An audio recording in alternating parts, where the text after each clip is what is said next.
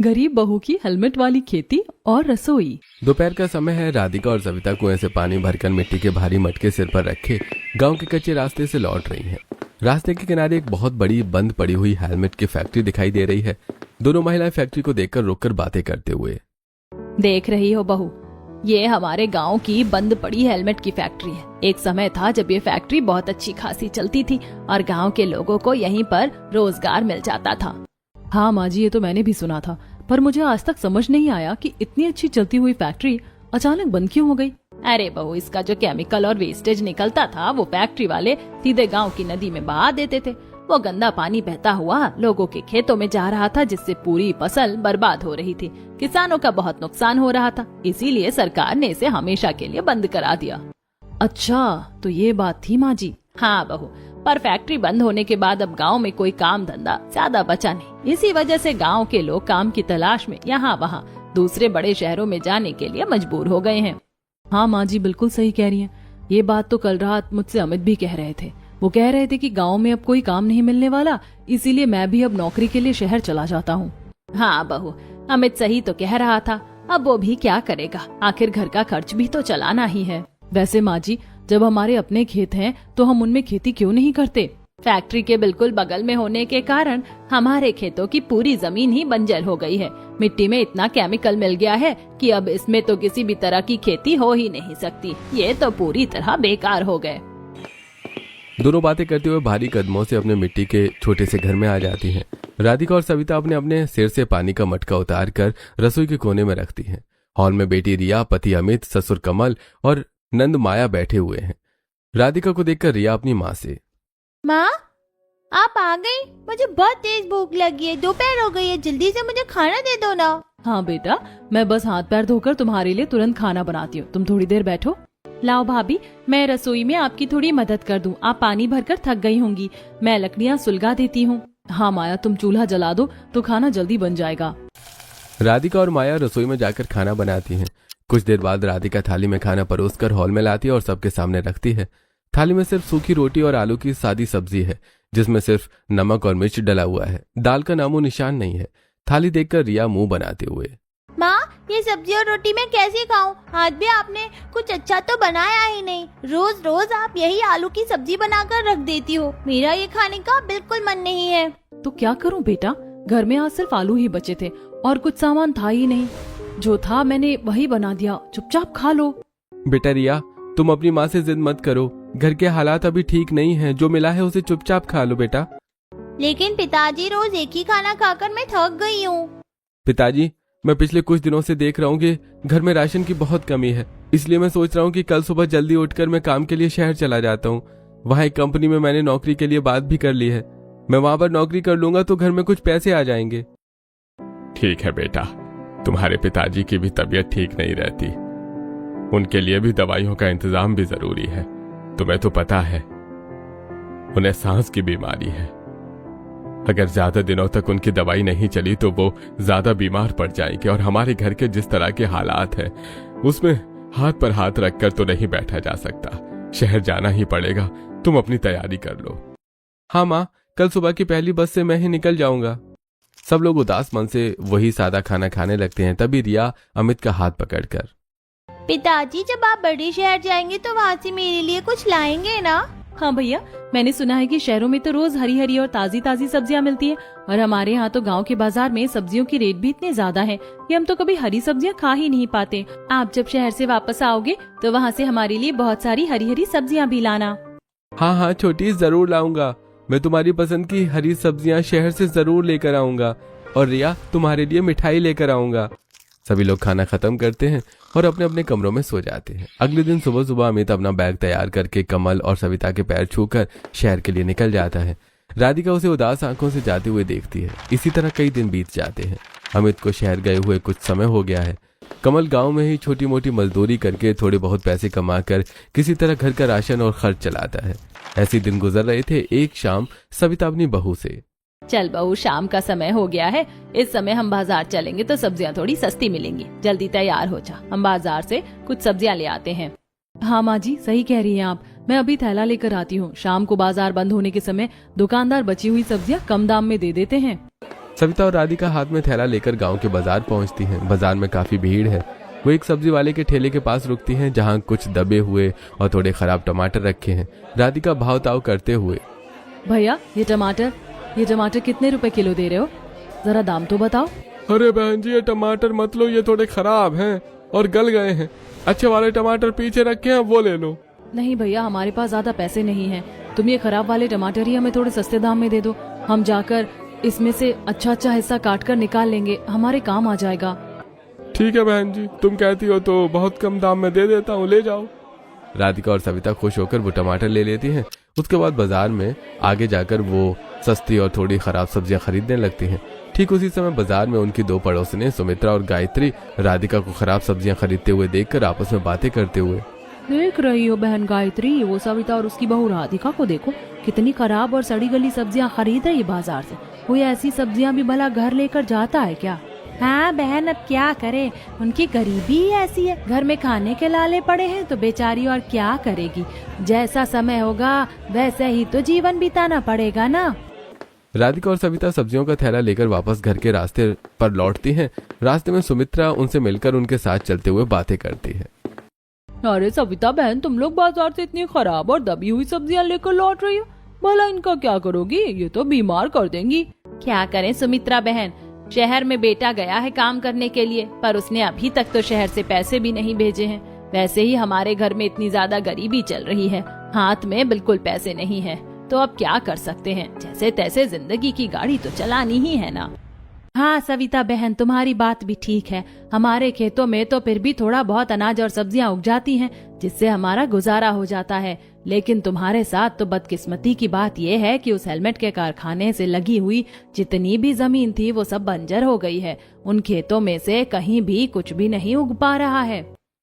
हाँ गायत्री बहन, तुम बिल्कुल सच कह रही हो। सब उस फैक्ट्री की वजह से ही खराब हो गया है। हमारी उपजाऊ जमीन को उस कारखाने के केमिकल ने पूरी तरह मार दिया।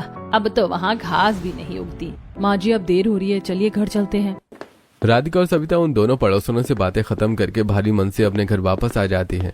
जैसे ही वो घर में कदम रखती हैं, रिया दौड़ती हुई अपनी माँ के पास जाकर, माँ बाजार से आ गई, दिखाओ मेरे लिए बाजार से कुछ लाई हो। मेरे लिए खाने की क्या चीज लाई हो, जल्दी से थैला दिखाओ। बेटा रिया, मैं तुम्हारे लिए बाजार से कुछ भी नहीं ला पाई। इस थैले में सिर्फ सब्जियां हैं। माँ, बाजार से तो कुछ भी ला सकते थे ना आप मेरे लिए। यदि आप सच में चाहते तो आप कुछ न कुछ जरूर लाते, पर आप जानबूझकर मेरे लिए कुछ नहीं लाए। मेरे लिए थोड़ी सी मिठाई ला लेते या फिर आइसक्रीम ही ला लेते, कुछ तो ला सकते थे ना। बेटी मेरी बात समझो, आज हमारे पास बाजार में मिठाई खरीदने के लिए पैसे नहीं थे, सिर्फ सब्जी के ही पैसे थे। आप लोग हमेशा यही बोलते हो कि पैसे नहीं थे। मेरे दोस्त तो रोज आइसक्रीम खाते, आप कभी भी मेरे लिए कुछ नहीं लाते। मुझे आपसे बात ही नहीं करनी। रिया रोती हुई भागकर अपने कमरे के अंदर चली जाती है और दरवाजा बंद कर लेती है। कमल खाट पर बैठी ये सब देखकर दुखी होते हुए, बहू राधिका, तुम रिया की बात का बुरा मत मानो। वो बेचारी बहुत छोटी बच्ची है, उसे घर के इन हालातों के बारे में कहाँ समझेगा। वो तो बस नादानी में जिद कर रही है। मैं जानती हूँ पिताजी, पर मुझे इस बात का दुख है कि हम अपनी बच्ची की छोटी सी इच्छा भी पूरी नहीं कर पा रहे हैं। पिताजी, ये सब हमारे भाग्य का ही दोष है कि हमें ऐसी गरीबी में अपनी जिंदगी गुजारनी पड़ रही है। हर मोड़ पर सिर्फ लाचारी ही साथ लगती है। धीरज रखो बहू, भगवान सब ठीक करेगा। इसी तरह लाचारी में कुछ दिन और बीत जाते हैं। एक दोपहर राधिका आंगन में झाड़ू लगा रही थी, तभी उसके मोबाइल पर अमित का फोन आता है। राधिका जल्दी से फोन उठाती है। राधिका, कैसी हो तुम सब? घर में सब ठीक तो है ना? हाँ, हम सब ठीक है। आप बताओ, शहर में आपकी नौकरी कैसी चल रही है? हाँ राधिका, नौकरी तो ठीक चल रही है। सेठ 200 रुपए हर दिन की दिहाड़ी देता है, लेकिन यहाँ महंगे रूम का किराया और खाने में काफी सारे पैसे खर्च हो जाते हैं। पर तुम फिक्र मत करो राधिका, मैंने आज ही गांव के लाला जी के मोबाइल पर कुछ पैसे भेज दिए हैं। तुम लाला जी की दुकान पर जाकर घर के लिए राशन और पिताजी की दवाइयाँ ले लेना। सच में? ठीक है, मैं अभी लाला जी की दुकान पर जाकर राशन ले आती हूँ और उससे पैसे लेकर पिताजी की दवाइयाँ भी ले आऊंगी। आप अपना ख्याल रखना। राधिका फोन रखकर खुश होते हुए गांव के लाला की परचून की दुकान पर पहुंचती है। लाला अपनी गद्दी पर बैठा बही खाता देख रहा है। राधिका लाला से, राम राम लाला जी। हाँ, राम राम राधिका। कहो आज कैसे आना हुआ, क्या चाहिए तुम्हें? लाला जी, मेरे पति अमित ने शहर से आपके मोबाइल पर हमारे घर के राशन और पिताजी की दवाइयों के लिए कुछ पैसे भेजे हैं। क्या आपके पास पैसे आ गए हैं? हाँ, पैसे तो आए हैं, पूरे 2500 रुपये अमित ने भेजे हैं। हाँ लाला जी, तो फिर आप कुछ राशन और घर का जरूरी राशन, दाल, चावल और आटा दे दीजिए और कुछ पैसे कैश भी दे दीजिए ताकि मैं पिताजी की दवाइयाँ खरीद सकूं। क्या कहा? राशन दे दूं और कुछ पैसे कैश भी दे दूं? अरे भाई राधिका, वो 2500 रुपये तो तुम्हारे परिवार का जो पिछले महीने का पुराना कर्जा मेरी दुकान पर बाकी था, मैंने उसमें काट लिया है। अब पूरा हिसाब बराबर हो गया है। क्या कर्जे में काट लिया? लाला जी, अगर आप सारे पैसे कर्जे में काट लेंगे तो मेरे घर में आज खाना कैसे बनेगा और पिताजी की दवाइयाँ कैसे आएंगी? नहीं नहीं लाला जी, ऐसा मत कीजिए। अभी मुझे राशन और पैसे दे दीजिए, बाद में जब अमित और पैसे भेजेंगे तब मैं आपका कर्जा चुका दूंगी। देखो राधिका, अब नए पैसे लेकर आओगी तभी तुम्हें नया राशन मिलेगा। पुराना कर्जा चुकाए बिना मैं और सामान नहीं उधार दे सकता, समझी? अब यहाँ से जाओ और जब नए पैसे लाओगे तब फिर आना। लाला जी, ऐसा मत कीजिए, हमारी बहुत गरीबी है, घर में खाने को एक दाना नहीं है, थोड़ा सा तो अनाज दे दीजिए। ये सब अपनी गरीबी का रोना मुझे मत सुनाओ। मेरा धंधा कोई खैरात की दुकान नहीं है। जाओ यहाँ से, अगली बार आना जब हाथ में नकद पैसे हों।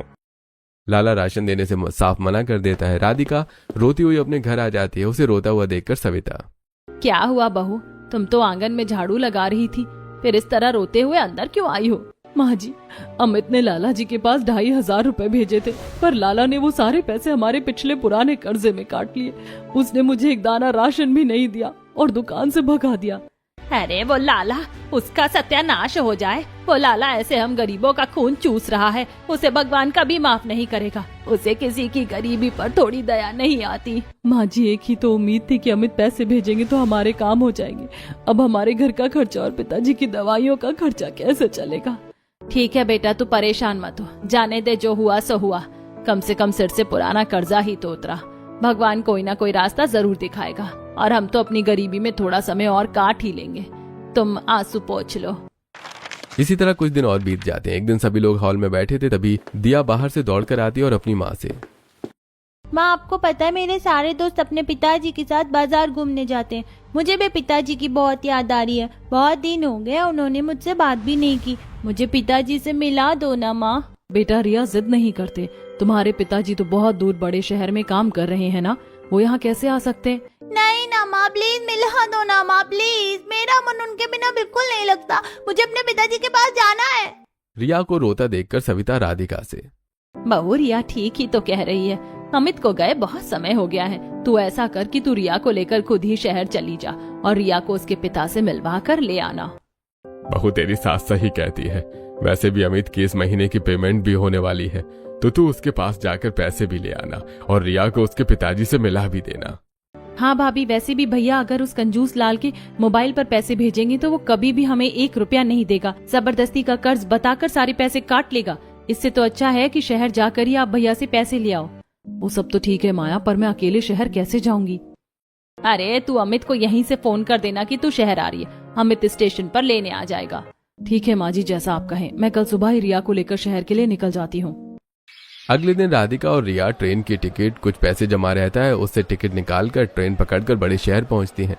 जैसे ही राधिका ट्रेन से स्टेशन पर उतरती है, वो शहर की ऊंची ऊंची इमारतें और पक्के मकान देखकर हैरान रह जाती है। स्टेशन से बाहर निकलकर वो अमित को फोन लगाती है। अमित फोन उठाते हुए, हाँ राधिका, मैं तुम्हें लेने स्टेशन पर नहीं आ पाया। दरअसल मुझे मेरे सेठ ने छुट्टी नहीं दी। तुम ऐसा करो कि ऑटो लेकर मेरी फैक्ट्री का पता बताकर यहाँ पर आ जाओ, मैं तुम्हें यहीं मिलता हूँ। राधिका फोन रख देती है और रिया के साथ पैदल एक ऑटो तक पहुंचती है और ऑटो को फैक्ट्री का पता बताकर उसमें बैठकर फैक्ट्री के लिए निकल जाती है। रास्ते में चलते हुए वो देखती है कि शहर के घरों के बाहर और बालकनी में छोटे छोटे सुंदर गमलों में हरी भरी सब्जियां और पौधे लगे हुए हैं। रिया उन गमलों की तरफ इशारा करके राधिका से, माँ देखो, शहर के घरों में कितने सुंदर पौधे लगे हैं। हम लोग तो पौधे सिर्फ खेतों में लगाते हैं, लेकिन ये शहर वाले बिना खेतों के भी खेती करते हैं। हाँ बेटा, मैं भी ये पहली बार ही देख रही हूँ। ये तो बहुत अनोखा तरीका है ये पेड़ उगाने का। ऑटो अपनी रफ्तार से आगे बढ़ रही थी और दोनों माँ बेटी शहर के नजारे देख रही थी। राधिका रिया को लेकर अमित के कारखाने पहुंच जाती है। अमित अपनी पत्नी और बेटी को देखकर बहुत खुश होता है और रिया को गले लगा लेता है। शाम को काम खत्म होने के बाद रिया अपनी पत्नी और बेटी को लेकर अपने किराए के छोटे से कमरे में आता है, तीनों चटाई पर बैठकर बातें करते हुए। राधिका, तुम दोनों यहाँ आ गई, मुझे बहुत खुशी हुई। रिया से मिलने का तो मेरा बहुत दिनों से मन कर रहा था। हाँ पिताजी, मेरा भी आपके बिना घर बिल्कुल सूना लगता है। आपके जाने के बाद से घर में बिल्कुल अच्छा नहीं लगता। हाँ जी, रिया बिल्कुल सही कहती है। आखिर कब तक आप अपने परिवार को छोड़कर यहाँ रहेंगे? क्या करूं राधिका, ये मेरी मजबूरी है।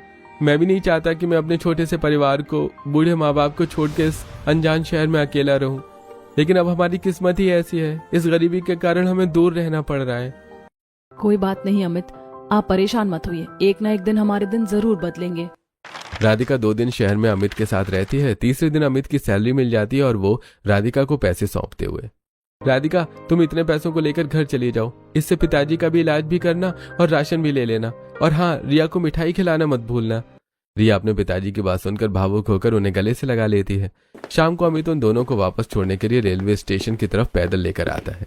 रास्ते में राधिका की नजर फिर से घरों की बालकनी पर पड़ती है, जहाँ कुछ गोल गोल गमले रस्सियों से लटके हुए हैं और कुछ नीचे स्टैंड पर रखे हैं। उन्हें देखकर राधिका अमित से, अमित जरा देखो तो सही, इन गोल गोल लटके हुए डिब्बों और गमलों में तो हरी मिर्च, धनिया और टमाटर लगे हुए हैं। ये शहर वाले हमारी तरह खेतों में खेती नहीं करते ना? अरे नहीं राधिका, ये शहर वाले हमारी तरह खेतों में खेती कहाँ कर पाएंगे। इनके पास हमारी तरह बड़ी बड़ी जमीनें कहाँ रहती हैं खेती करने के लिए। इनके पास तो बस ये छोटे छोटे मकान ही होते हैं। अच्छा, तो फिर ये ऐसे पौधे कैसे उगाते हैं? ये लोग इन प्लास्टिक के गमलों में ही मिट्टी भरकर छोटी मोटी खेती करते हैं। वैसे ये जो सब्जियां और पौधे तुम देख रही हो ना, ये इन्होंने शो के लिए लगाए हुए हैं। ये गमले काफी महंगे मिलते हैं, हम गरीब इन्हें नहीं खरीद सकते। प्लास्टिक के डब्बों में खेती, ये तो बहुत बढ़िया तरीका है। अमित राधिका और रिया को ट्रेन में बिठा देता है। राधिका पैसे लेकर वापस अपने गांव के घर में आ जाती है। राधिका को वापस आया देखकर सविता, माया और कमल बहुत खुश होते हैं। आ गई बहू, हमारा बेटा अमित कैसा है शहर में? उसका स्वास्थ्य तो ठीक है ना? हाँ माँ जी, अमित बिल्कुल अच्छे हैं, बस हम लोगों से दूर रहने का और बिछड़ने का उनको बहुत दुख है। वो कह रहे थे कि दूर अकेले रहना उन्हें भी बिल्कुल अच्छा नहीं लगता। हाँ बहू, हमारे गरीब होने की वजह से इस बुढ़ापे में हमारा बेटा हमसे दूर हो गया। काश कुछ ऐसा चमत्कार होता कि वो नौकरी छोड़कर वापस यहाँ हमारे पास रह सकता। अरे सविता, हम गरीबों के लिए चमत्कार नहीं होते, हम तो ऐसे ही दुख में अपना जीवन काटना पड़ता है। तू जबरदस्ती किसी चमत्कार की उम्मीद मत रख। अगर हमारे खेत खराब नहीं होते तो आज हमारे बेटे को बाहर नहीं जाना पड़ता। कमल की बातें सुनकर राधिका भी उदास हो जाती है। ऐसी गरीबी में उनके दिन बीत रहे थे। एक सुबह राधिका अपने परिवार के साथ हॉल में बैठी हुई थी, तभी गांव की गली में एक सब्जी के ठेले वाला आता है। आवाज सुनकर राधिका दरवाजे पर जाकर सब्जी वाले को देखती है, फिर अंदर आकर अपनी सास से, माँ, आज ठेला वाला बड़ी ताजी सब्जियां लेकर आया है। पड़ोस की सुमित्रा और गायत्री चाची हरी हरी सब्जियां खरीदने में लगी हैं। तभी रिया बाहर से खेलकर घर में आते हैं और अपनी माँ से, माँ तुम भी उस ठेले वाले से सब्जियाँ खरीदो ना, देखो कितनी हरी हरी ताजी सब्जियाँ। कब से तुम घर में सिर्फ सूखा दाल चावल ही बना रही हो, मेरा सब्जियाँ खाने का बहुत मन है। बेटा, अभी हमारे पास फालतू पैसे नहीं है। जो पैसे तुम्हारे पिताजी भेजते हैं उनसे राशन और बाबूजी की दवाई देखनी है, हम सब्जी नहीं खरीद सकते। ठेले वाला चला जाता है और रिया उदास होकर बैठ जाती है। सविता राधिका के पास आकर, बहू तुम परेशान मत हो, ऐसा करो आज घर की थोड़ी साफ सफाई कर लो, और वो जो पीछे हमारी पुरानी अंधेरी कोठरी है ना, जहाँ सब पुराना कबाड़ सामान रखा है, तुम जाकर आज उसकी भी अच्छे से सफाई कर लो, और वहाँ से जो थोड़ा बहुत कबाड़ निकलेगा उसे बेचकर एक आध सब्जी ले आओ, ताकि रिया का भी मन रह जाए। ठीक है माँ जी, मैं अभी जाकर कोठरी का सारा कबाड़ साफ कर देती हूँ, मेरा मन भी थोड़ा बहल जाएगा, और उसे बेचकर जो पैसे मिलेंगे उससे मैं सब्जी भी ले आऊंगी। राधिका घर के पीछे जाकर पुरानी कोठरी का दरवाजा खोलती है। वो झाड़ू लगाते हुए कोने में रखे ढेर सारे पुराने हेलमेट देखकर चौंकते हुए अपने आप से, अरे इतने सारे हेलमेट यहाँ पड़े, मैं तो इनके बारे में भूल ही गई थी।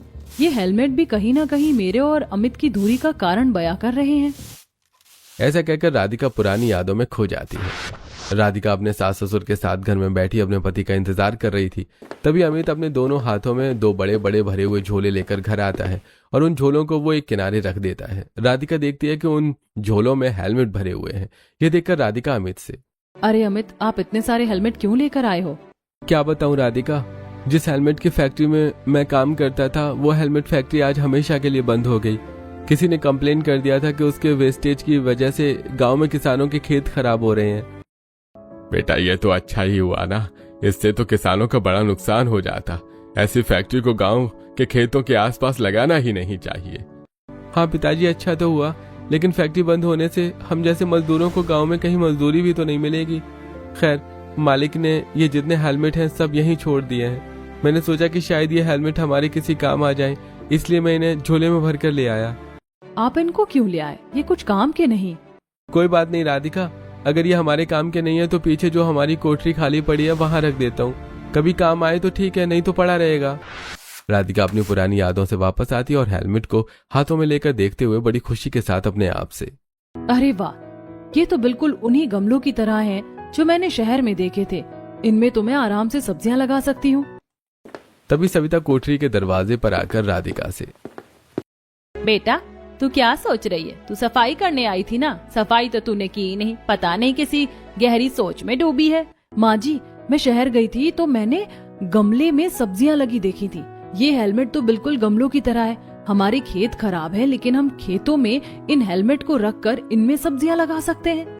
हाँ बेटा, वो तो ठीक है, लेकिन हमारी तो खेत की मिट्टी खराब है, तो फिर भला इन हेलमेट में हम मिट्टी कहाँ से डालेंगे? सास बहू बातें ही कर रही थी कि तभी रिया वहां आकर, माँ दादी जल्दी चलो, मामा आए हैं, वो आप दोनों को बुला रहे हैं। क्या कहा? भैया आए हैं? काफी दिनों से उनसे मिलना नहीं हुआ। चलिए माँ जी, घर चलते हैं। राधिका दौड़कर घर वापस आती है और अपने भाई विनीत को देखकर बहुत खुश होती है। विनीत राधिका को देखकर खुश होते हुए, अरे बहुत दिनों से तुझसे मिलना नहीं हुआ ना, सोचा अपनी बहन से मिलकर आऊं। बहुत अच्छा किया भैया जो आप मुझसे मिलने आ गए। पिछले कई दिनों से मैं भी आपको बहुत याद कर रही थी। और भैया, सब ठीक तो है ना? हाँ, आजकल गांव की सड़कों पर कंस्ट्रक्शन का काम चल रहा है। बारिश की वजह से हर तरफ मिट्टी और कीचड़ फैला रहता है, इसलिए दुकान पर भी पहले जैसे ग्राहक नहीं आ रहे। सोचा कि काम थोड़ा धीमा है तो क्यों ना बहन से भी मिलाऊं। मिट्टी? हाँ, क्यों? मिट्टी का नाम सुन के तू चौंक क्यों रही है? भैया, वो घर पर हेलमेट रखे हैं, मुझे हेलमेट में खेती करना है। क्या कहा तूने? हेलमेट में खेती? राधिका विनीत को सारी बातें बताती है। सारी बातें सुनकर विनीत, ये तो बहुत अच्छी बात है राधिका, तू मेरे साथ गांव चल और मिट्टी की बोरियां ऑटो में रख कर ले आना। राधिका विनीत के साथ जाती है और ऑटो में मिट्टी की बोरियां भरकर खेत में ले आती है। फिर वो सभी हेलमेट खेत में लाकर रख देती है। कुछ को वो लकड़ियां गाड़ कर उनके ऊपर टांग देती है और हर हेलमेट के नीचे छोटा छेद करती है और उनमें मिट्टी भर देती है। और फिर वो खुश होते हुए अपनी सास ससुर से, माँ जी ये देखो, खेती के लिए हमारी ये मिट्टी तैयार हो गई। लेकिन बहू, सिर्फ मिट्टी से तो फसल अच्छी नहीं होती, इसे इसमें डालने के लिए खाद और बीज भी तो चाहिए। माँ जी, हमें खाद के लिए आसपास से कंडे इकट्ठा करना पड़ेगा। और राधिका, पुरानी फसलों और सब्जियों के बीज मेरे पास रखे हुए हैं, तो मुझसे ले लेना। राधिका और सविता बाहर जाकर ढेर सारे कंडे इकट्ठा करके लाती है और खाद बनाती है। फिर वो अपने सास ससुर और नंद के साथ मिलकर हेलमेट में गाजर, मूली, गोभी, भिंडी, परमल, धनिया, हरी मिर्च, लहसुन, प्याज, करेले, लौकी और कद्दू के बीज लगा देती है। तभी वहां से गांव के लोग गुजरते हैं और हेलमेट में बीज लगता हुआ देखकर मजाक उड़ाते हैं। अरे भाई, ये क्या कर रहे हो तुम लोग? हम हेलमेट में खेती कर रहे हैं। हे भगवान, हेलमेट में कोई खेती होती है? तुम्हारा दिमाग खराब हो गया है? हाँ, मैं हेलमेट में खेती करूंगी। लगता है गरीबी की वजह से इनका दिमाग ही चल गया है। खेतों में तो खेती होती नहीं है ठीक से, और ये लोग चले हैं हेलमेट में खेती करने। अरे चलो भाई चलो, इनसे तो अब बातें करना भी बेकार समय गंवाना है। गांव के लोग हंसकर चले जाते हैं। तब सविता उदास होकर राधिका से, बहू सही कह रहे हैं वो लोग, हेलमेट में खेती थोड़ी होती है, हम जबरदस्ती परेशान हो रहे हैं। माँ जी, आप इन लोगों की बातों में मत आइए। अगर हमारी खेती सक्सेस नहीं होगी तो नहीं होगी। जीवन में हम वैसे भी सक्सेस नहीं हैं। लोग थोड़ा सा मजाक उड़ा रहे हैं, थोड़ा और मजाक उड़ा लेंगे, उससे कोई फर्क नहीं पड़ता। लेकिन हम कोशिश भी ना करें, ये तो गलत बात है ना। हाँ माँ, भाभी सही कहती है, हमें एक बार कोशिश तो करनी चाहिए। यदि हेलमेट में खेती हो गई तो हमारे सारे दुख दूर हो जाएंगे। माया की बात सुनकर राधिका और सविता हेलमेट में खाद डालने लगते हैं। धीरे धीरे समय बीतने लगता है और पूरा परिवार हेलमेट में की गई खेती की देखरेख करता है। कुछ समय बाद हेलमेट में पौधे उगने लग जाते हैं। सुंदर भिंडी, मूली, टमाटर, मिर्च, हरी धनिया, पुदीना, मेथी, गोभी, पालक के छोटे छोटे पौधे दिखाई देते हैं। साथ में लटकती हुई बेल, तोरई, लौकी, करेले, टिंडे भी दिखाई देते हैं। एक दिन राधिका चूल्हे की राख लाकर पौधों पर छिड़कते हुए, माँ जी, इस राख को डालने से हमारी सब्जियों में कीड़े नहीं लगेंगे और बिना केमिकल वाली ऑर्गेनिक सब्जियां तैयार होंगी। राख भी कीटनाशक का काम करती है। धीरे धीरे समय बीतता जाता है। सास बहू रोज अपने खेतों में जाकर अपनी हेलमेट वाली खेती की देखरेख और चिंता करती है, पानी डालती है। कुछ दिनों बाद हेलमेट में बहुत अच्छी सब्जियां उगाती हैं। अपनी उगी हुई सब्जियों को देखकर राधिका खुश होते हुए, देखो माँ जी कितनी अच्छी सब्जियां उग गई हैं, हमारी मेहनत रंग लाई। हाँ बेटा, आज तो तू ये सब्जियां तोड़ ले और आज हम इनसे खाना बनाएंगे। दोनों पहली बार अपने खेतों से सब्जियां तोड़कर लाती है, राधिका खाना बनाती है और सब खाते हैं। तभी अमित का फोन आता है। हाँ माँ, कैसी हो? हाँ बेटा, मैं तो अच्छी हूँ। तुझे पता है राधिका ने हेलमेट में खेती की। क्या? हेलमेट में खेती? वो भला कैसे? सविता अमित को पूरी बात बताती है, जिसे सुनकर अमित भी बहुत खुश होता है। और सविता फिर खाना खाते हुए अमित से, बेटा हमारे खेतों की सब्जी बहुत अच्छी बनी है, आज हम वही खा रहे हैं। अरे वाह, ये तो बहुत अच्छी बात है। अगले दिन परिवार के सभी लोग अपनी हेलमेट की खेती के पास पहुंचते हैं और काम करने लगते हैं। तभी वहां से गांव के लोग दोबारा गुजरते हैं और हेलमेट में लगी हरी हरी सब्जियों को देखकर आपस में बातें करते हुए, अरे भाई कुछ भी कहो, चाहे किसी ने कितना भी मजाक उड़ाया, लेकिन इन लोगों ने तो अपनी सब्जियां बहुत अच्छी उगा ली। हाँ भाई, क्वालिटी तो बहुत अच्छी दिख रही है सब्जियों की। उनकी बातें सुनकर राधिका खुश होते हुए अपनी सास से, देखा माँ जी, कल जो लोग हमारी बुराई कर रहे थे आज वो हमारी तारीफ कर रहे हैं। हाँ बेटा, बस सब तेरी मेहनत और लगन का नतीजा है। पूरा परिवार खेतों में काम करने के बाद सब्जियां तोड़कर घर आता है। सभी लोग देखते हैं कि अमित घर पर बैठा हुआ है। अमित को देखकर पूरा परिवार बहुत खुश हो जाता है। अमित से बात करने के बाद राधिका रसोई में जाती है और अपनी उगाई हुई सब्जियां, चावल और रोटी बना लेती है और हॉल में खाना लगाती है। सभी लोग खाना खाने बैठते हैं। तब रिया अपने पिताजी से, पिताजी अब आप कभी मत जाना, आप दूर रहते हो तो मुझे अच्छा नहीं लगता। अरे बेटा, पिताजी को खाना भी खाने देगी या पूरा प्यारा भी लुटा देगी? अमित खाना खाना शुरू करता है, फिर सब्जी की तारीफ करते हुए, हरी सब्जियां तो सचमुच बहुत टेस्टी हैं, ऐसा लग रहा है कि बहुत अच्छे से उगाई गई हैं। सभी लोग खुशी खुशी खाना खाते हैं और आराम करते हैं। अगले दिन राधिका अमित को खेतों पर ले जाती है। अमित हेलमेट की खेती देखकर खुश होते हुए, अरे तुमने तो सचमुच कमाल कर दिया, काश हमारी जमीन तो उपजाऊ होती तो आज हम ये खेती उस पर कर रहे होते। अरे अफसोस की क्या बात है, जमीन उपजाऊ नहीं है तो क्या हुआ, हेलमेट तो हमारे काम आ रहे हैं और ये हेलमेट प्लास्टिक की है, कभी खराब भी नहीं होंगे। सही बात है। ठीक है राधिका, आप मुझे वापस काम पर लौटना होगा, मैं निकलता हूँ वरना बस छूट जाएगी। राधिका को सब्जियां तोड़कर झोले में भर देती है और अमित को देते हुए, ये लीजिए, आप शहर में अपने मालिक को भी ये सब्जियां देना जाकर। ठीक है, मैं दे दूंगा। अमित शहर वापस आ जाता है और फैक्ट्री आकर वो अपने मालिक को अपने साथ लाई हुई सब्जियां देते हुए, मालिक मैं गांव गया था तो मेरी पत्नी ने आपके लिए अपनी उगाई हुई कुछ सब्जियां भेजी हैं, इसे रख लीजिए। खुद उगाई हैं तुम्हारे खेत में? लेकिन तुमने तो बताया था कि तुम्हारे खेत खराब हो गए हैं। अरे नहीं, खेतों में नहीं साहब जी, हेलमेट में। हेलमेट में? हाँ मालिक, ये सब्जियां गरीब बहू की हेलमेट वाली खेती में उगी हुई सब्जियां हैं। ऐसा कहकर अमित हरिराम को पूरी बात बताता है। सारी बातें सुनने के बाद सब्जियों को गौर से देखते हुए हरिराम अमित से, अरे वाह, तुम्हारी बीवी तो बहुत दिमागदार है, हेलमेट में भी खेती कर ली उसने। हरिराम खुश होकर सब्जियां लेकर अपने घर चला जाता है। ऐसे कुछ दिन बीत जाते हैं। एक दिन हरिराम अमित को बुलाकर अपनी बेटी से मिलवाते हुए, अमित इनसे मिलो, ये मेरी बेटी है मानवी। मेरी बेटी का एक प्रोजेक्ट है गांव की ऑर्गेनिक खेती को बढ़ावा देना।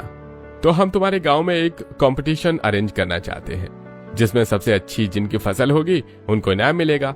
मेरी बेटी के अपने एनजीओ द्वारा ही ये प्रोग्राम ऑर्गेनाइज्ड होगा। ये तो बहुत खुशी की बात है। हाँ, आपकी खेतों की सब्जी पिताजी घर लाए थे, वो बहुत अच्छी थी। पिताजी ने बताया कि खेत खराब होने की वजह से आपकी पत्नी ने हेलमेट में खेती की है। मेरी एनजीओ इस तरह के कार्यों की सराहना करती है और ऐसे टैलेंट को पुरस्कृत भी करती है, इसीलिए आप भी उस कंपटीशन में हिस्सा जरूर लें। हाँ जरूर। कुछ दिन बीत जाते हैं। अमित घर आकर राधिका को पूरी बात बताता है। अगले दिन प्रतियोगिता होती है। पूरे गांव के लोग अपनी सब्जियां लाते हैं, राधिका भी सब्जी लाती है। जांच करके सभी लोगों को राधिका की सब्जी के बारे में बताते हैं। देखिए, इनकी सब्जियां आश्चर्यजनक रूप से बहुत ऑर्गेनिक और हेल्दी हैं। ऐसा लग ही नहीं रहा है कि हेलमेट में सब्जी उगाई गई है। शायद हेलमेट में सब्जी उगाने के कारण बारिश में एक्स्ट्रा पानी निकल जा रहा है और मिट्टी उपजाऊ हो रही है। इनकी देखभाल और मेहनत भी इसमें शामिल है। राधिका प्रतियोगिता जीत जाती है और उसे अच्छा प्राइज मिलता है। ठीक है, अब इस तरह की खेती आप गांव वालों को भी सिखाओ और इसके लिए हम आपको पेमेंट देंगे। इसका मतलब है कि अब मुझे शहर में जाने की जरूरत नहीं है। हाँ पिताजी, अब हम सब लोग साथ में मिलकर भी रहेंगे और अच्छा खाना भी खाएंगे। हाँ, और हम शहर जाकर भैया के साथ ढेर सारी खरीदारी भी करेंगे, तुम्हारे लिए नए कपड़े भी खरीदेंगे। माया की बात सुनकर सभी हंस पड़ते हैं। अमित नौकरी छोड़कर यहीं रहने लग जाता है। अमित और राधिका साथ मिलकर गांव वालों को अच्छी खेती सिखाने लगते हैं। वो हेलमेट में अपनी खेती करते रहते हैं और उनकी गरीबी हमेशा के लिए दूर हो जाती।